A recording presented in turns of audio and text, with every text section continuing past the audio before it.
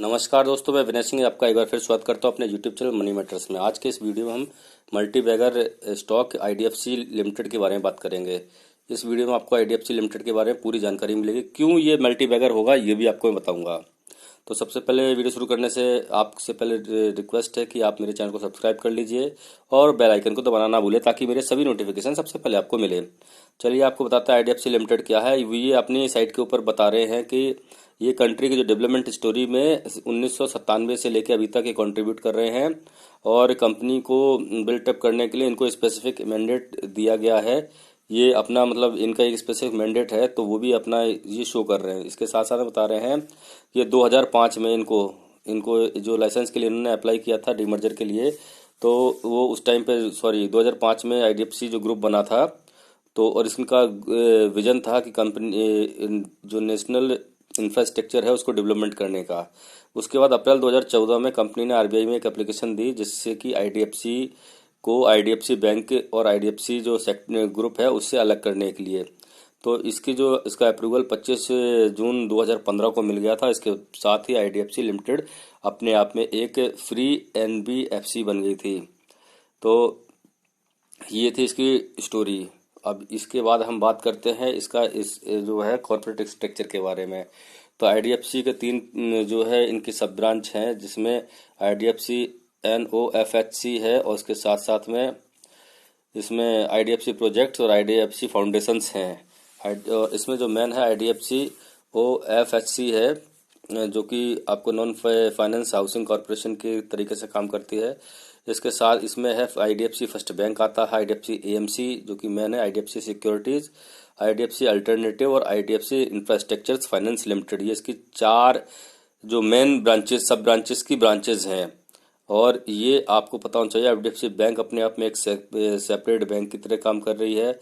AMC में जो है वो म्यूचुअल फंड्स को हैंडल करती है। सिक्योरिटीज़ में ये जो करते हैं आपको स्टॉक्स की जो भी है ब्रोकरेज क्या कैसा ये अपना पूरा उस तरीके से मैंडेट अपना प्रोग्राम इसमें चलता है इनका। इसमें डीमेट अकाउंट्स वगैरह को उसको हैंडल करते हैं।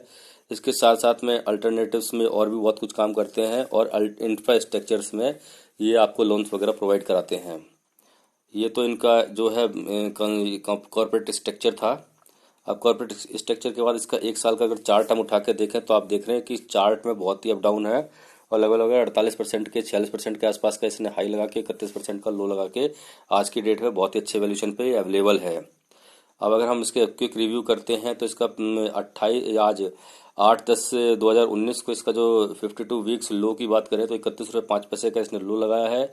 हाई इसने 48 रुपये 10 पैसे का लगाया है। आज इसने जो डे लो लगाया था 31 रुपये 10 पैसे का, डे हाई 32 रुपये 40 पैसे का था। इसकी मार्केट कैप 4980.64 करोड़ की है। साथ साथ में इसमें जो आज के दिन में वॉल्यूम जनरेट हुआ है वो 12,49,719 का है।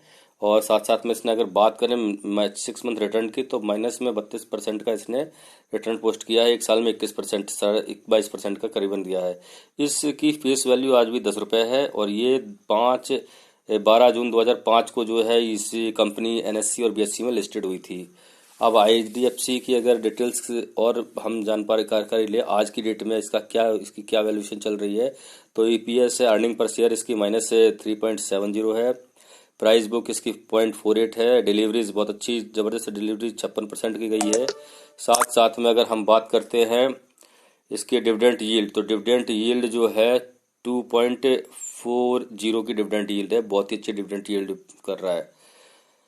अब इसके साथ में अगर पीयर कंपनीज के साथ में अगर इसकी हम तुलना करते हैं तो देखिए बिल्कुल क्लियर कट दिखाई दे रहा है कि आईडीएफसी लिमिटेड ने अपनी बाकी सभी पीयर कंपनी के मुकाबले बहुत ही खराब रिटर्न यानी कि माइनस में रिटर्न सिर्फ ये आईडीएफसी लिमिटेड ने ही पोस्ट किया है।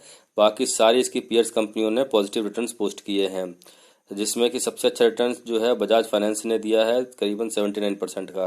पर यहाँ हम आईडीएफसी की बात कर रहे हैं तो इसने माइनस में रिटर्न इसलिए दिया क्योंकि इसका स्टॉक इस टाइम पे बहुत ही बुरी तरीके से डाउन हो रखा है और बहुत ही अच्छे वैल्यूएबल पे अवेलेबल हो रखा है। अब अगर हम ये बात करते तो ये अपने बताते हैं कि किस तरीके से ये देश के प्रोग्रेस में अपना कंट्रीब्यूशन कर रहे हैं और ये सारे रूल रेगुलेशंस को अपने मानते हुए काम कर रहे हैं और इनके जो स्टोरी है वो इंक्रीजिंग है, वो बढ़ रही है। इस तरीके से इन्होंने अपना ये काफ़ी कुछ मेंशन किया हुआ है। इनके अगर साइट पे आप जाके देखेंगे तो आपको ये चीज़ मिल जाएगी। अब अगर हम बात करते हैं आपको क्या मिला है 1 साल के इन्वेस्टमेंट में, तो 1 साल पहले अगर आपने इसमें 1 लाख रुपए डाले होते तो आपकी वैल्यू इसकी 78,000 रुपये रह जाती, क्योंकि इसने -22% के लगभग लगभग का रिटर्न पोस्ट किया था, इसलिए तो नेगेटिव रिटर्न। अब ये क्यों अच्छा है वो इसमें इस पूरी बैलेंस शीट में आपको कुछ भी पॉजिटिव नहीं दिखाई दे रहा होगा। जो पॉजिटिव वो सिर्फ यही है कि इसका जो टोटल डेट है वो बहुत कम हुआ। इसने अपना डेट लगभग आज अभी अक्टूबर चल रहा है, उसका जो डेट है आधा मतलब फाइनेंशियल ईयर निकल चुका है। मात्र 70 करोड़ का आसपास का इसका डेट रह गया है। इसने डेट अपनी बुरी तरीके से कम करने की वजह से ही इसकी बैलेंस शीट अभी होल्ड अच्छी लग रही है। तो आप इसकी बैलेंस शीट में जो इसका डेट है, डेट जो आपको पता होना चाहिए, डेट फ्री कंपनीज होती हैं उनमें पैसा लगाना हमेशा फ़ायदे का सौदा होता है, इसलिए इस कंपनी में आपको पैसा लगाना चाहिए। नेक्स्ट अगर हम बात करें इसके प्रॉफिट एंड लॉस की, क्योंकि इसने नेगेटिव रिटर्न पोस्ट किए हैं तो इसलिए इसकी 3 साल की जो ग्रोथ है वो माइनस में ही है। जबकि जो इंडस्ट्री का पैट है 56% है, जबकि इसका पैट जो है -162% के आसपास है। सेल्स में भी -96% का है, जबकि इंडस्ट्री की सेल 60+64 पॉजिटिव है। अब जिसका ऑपरेटिंग प्रॉफिट इसका 0 है। आफ्टर टैक्स जो प्रॉफिट है, तो आफ्टर टैक्स जो प्रॉफिट इसका -821 करोड़ का है, यानी कि नेगेटिव है। तो ये अभी का चल रहा है और ये प्रॉफिट में आने वाली है। अब ये क्यों आने वाली है? अब ये क्योंकि देखिए, the company has good dividend track report and the has continuous declare dividend for last 5 year. इसने 5 साल बहुत अच्छे डिविडेंड ये पे आउट कर रही है, और ये बहुत ही ज़रूरी है कि अगर कोई कंपनी बहुत अच्छा डिविडेंड पे आउट कर रही है तो इसका मतलब ये है कि कंपनी अच्छा काम कर रही है।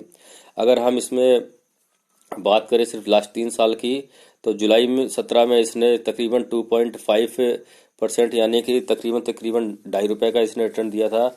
उसके साथ साथ में इसने क्या बोलते हैं 25 पैसे का रिटर्न दिया था। इसके बाद में 75 पैसे का रिटर्न किया, पर अभी जो इसने रिटर्न दिया है वो ₹2.5 का रिटर्न इसने दिया है।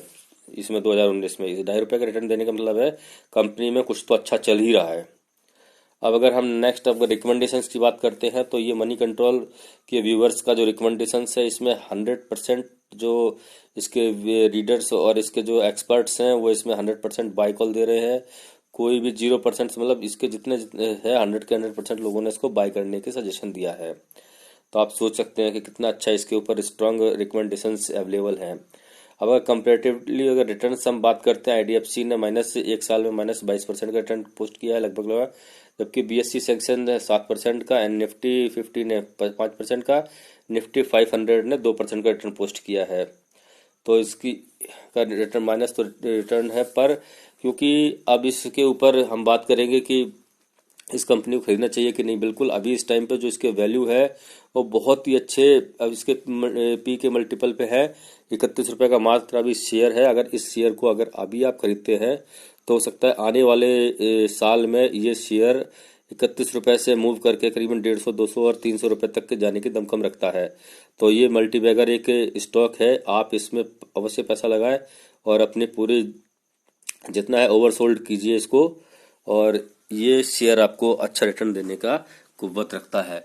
उम्मीद करता हूँ आईडीएफसी जो बैंक आईडीएफसी लिमिटेड के बारे में आपको सब कुछ समझ में आ गया होगा और आप भी इसमें पैसा लगाएंगे। और हालांकि लास्ट डिसीजन आपका ही होना चाहिए, आप भी एक बार अपनी तरफ से इसको और रीड कीजिए। वीडियो को अंत तक देखने के लिए आप सभी दोस्तों का धन्यवाद। इसी नोट पे वीडियो करते हैं वाइंड अप। थैंक्स।